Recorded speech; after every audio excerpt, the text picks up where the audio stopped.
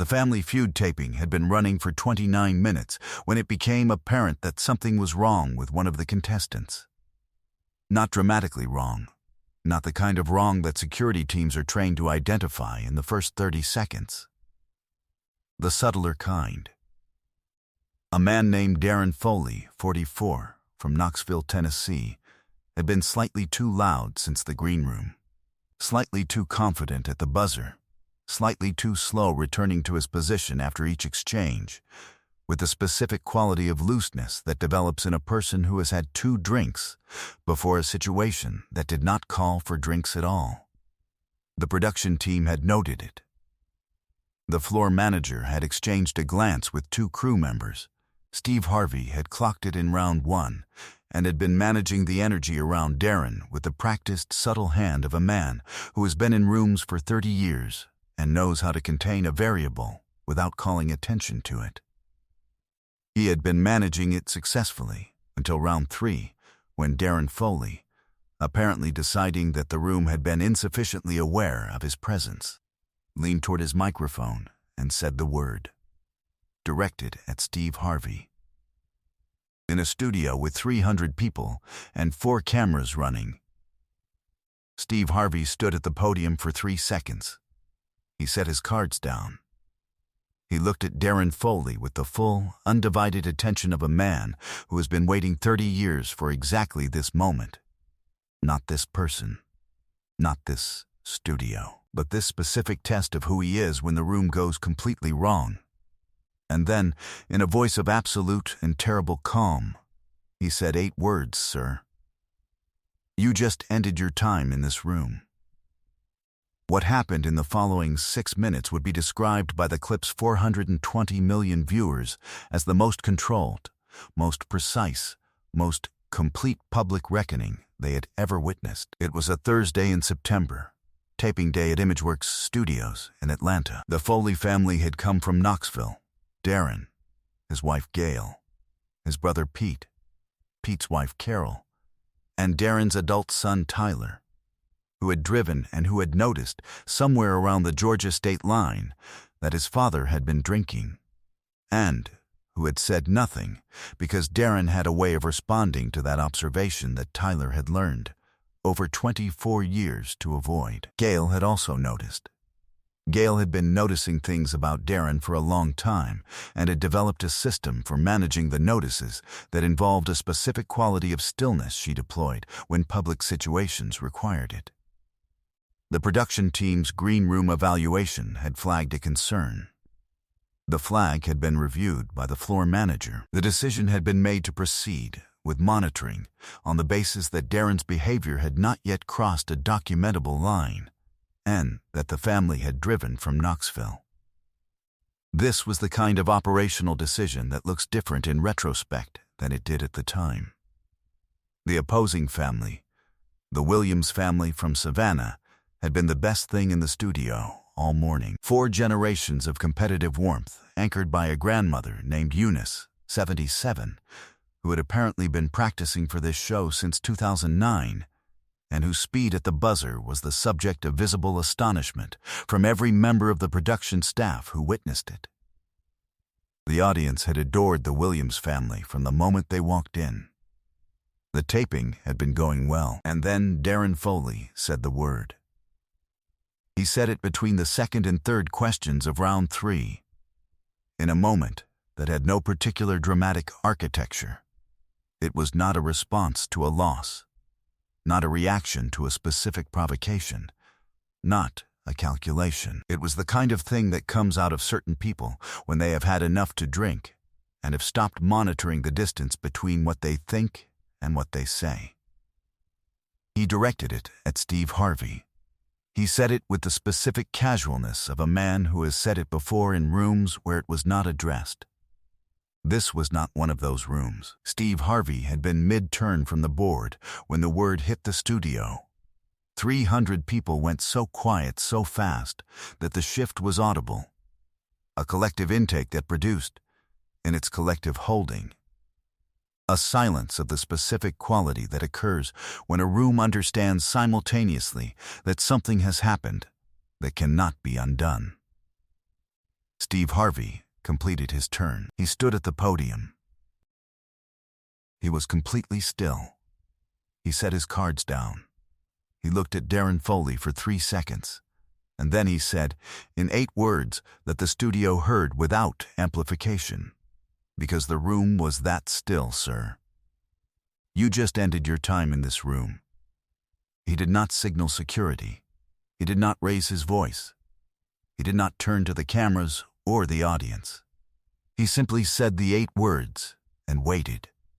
And the room understood from the 8 words and the waiting that what came next was going to be entirely on Steve Harvey's terms and was going to take exactly as long as Steve Harvey decided it should take.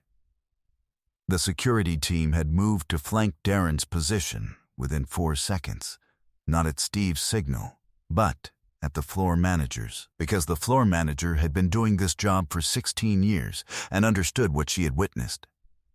Darren said, I was just. Steve held up one hand. He said, no. He said it once. He did not add anything to it. The one word in that voice, in that room, was sufficient. Darren Foley stopped speaking. Steve Harvey walked to the center of the stage.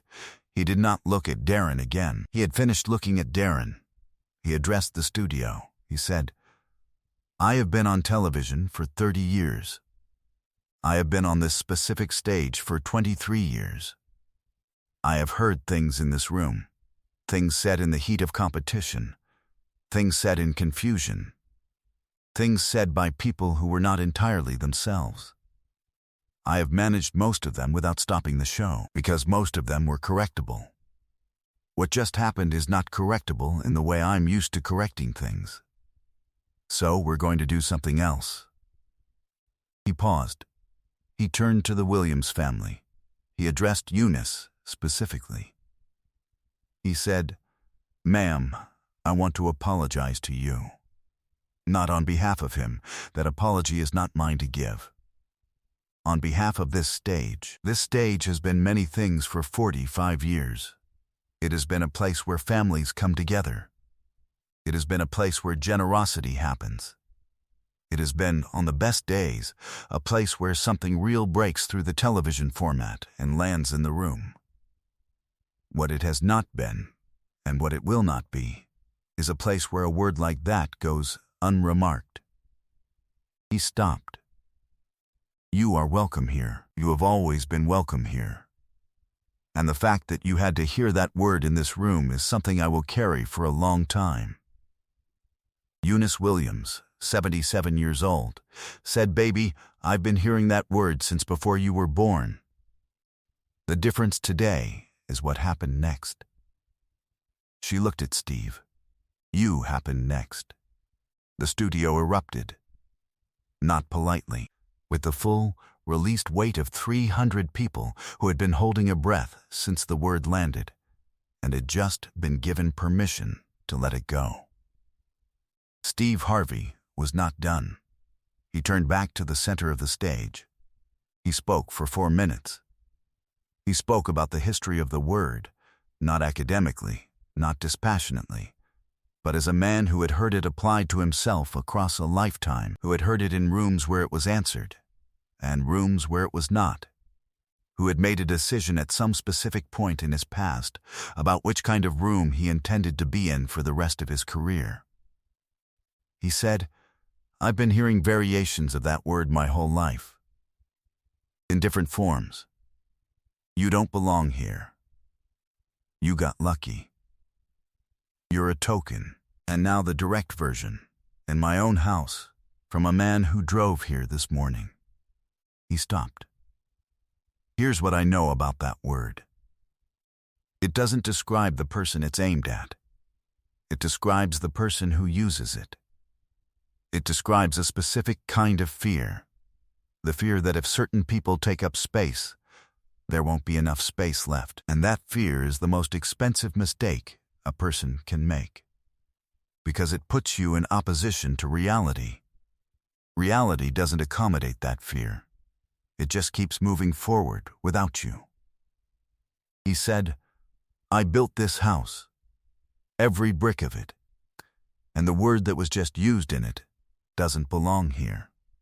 Not because it upsets me, it stopped upsetting me a long time ago, but because this house was built for better things, and I intend to keep building it.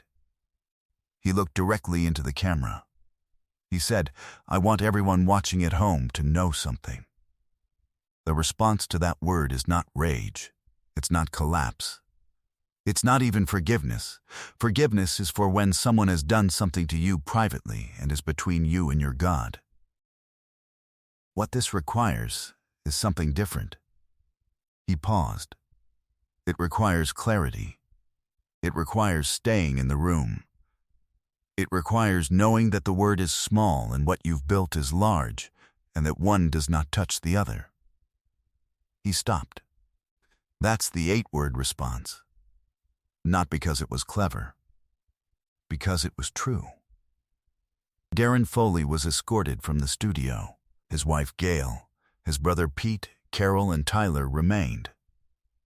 Steve Harvey addressed them with a directness and a completeness that the broadcast later preserved in full. He said, "You are not responsible for what he said. You are responsible for what you do with what you witnessed." He looked at Tyler specifically.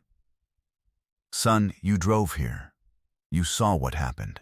The rest is yours." Tyler Foley, 24 years old, said nothing for a moment. Then he said, "I know." He said it with the voice of a young man who has been knowing something for a long time and is now in a room that has finally made the knowing something he can name. Steve Harvey pulled out his phone.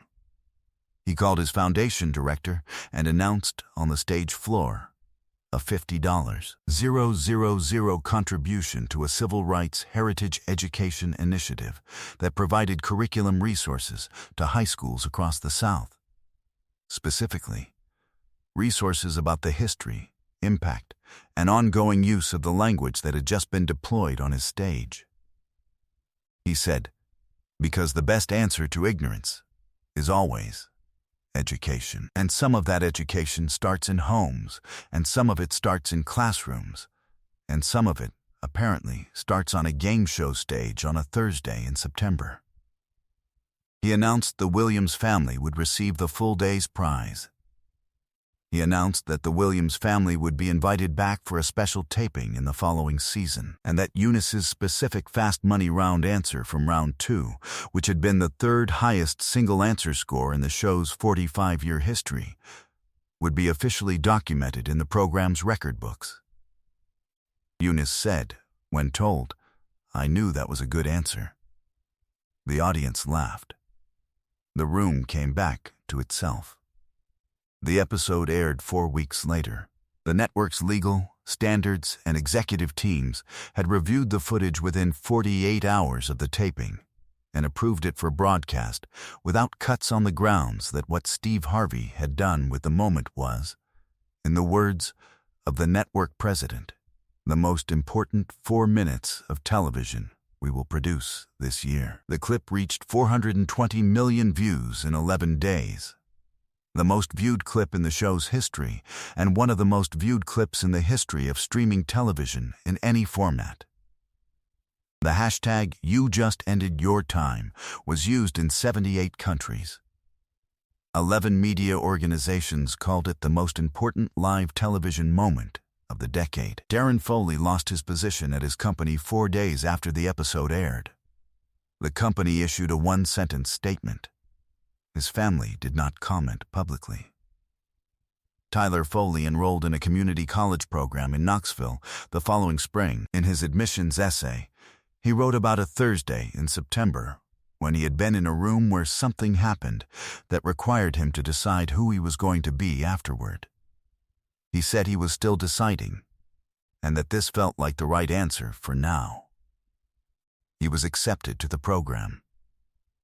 Eunice Williams, 77 years old, was invited to appear on 3 morning shows in the weeks following the episode.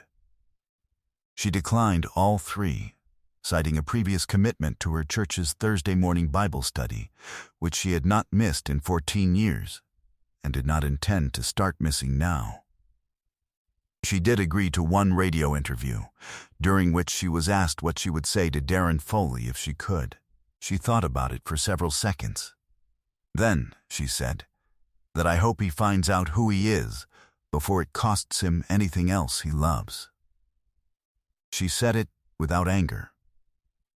She said it the way a woman says something when she has been in the world long enough to know that anger is rarely the most precise tool. Steve Harvey referenced the taping in a commencement address at Spelman College the following spring. He said, "The measure of who you are is not what you do when the room is easy. It is what you do when someone uses a word in your house that was designed to reduce you. Do you leave? Do you collapse? Do you perform anger for the camera?" He paused. "Or do you stay in your house and say what is true and keep building?" He looked at the graduating class. Build something so large that the word cannot reach the top of it. That's the whole job. If this moment, 8 words in a room that needed exactly those 8 words, moved you, make sure to subscribe and hit that thumbs up button. Share this video with someone who needs to know that the most powerful response to someone trying to diminish you is staying in the room and naming what is true. Have you ever watched someone choose clarity over anger in a moment that called for both? Let us know in the comments and ring that notification bell for more moments that remind us that what you build cannot be touched by what someone else says about it.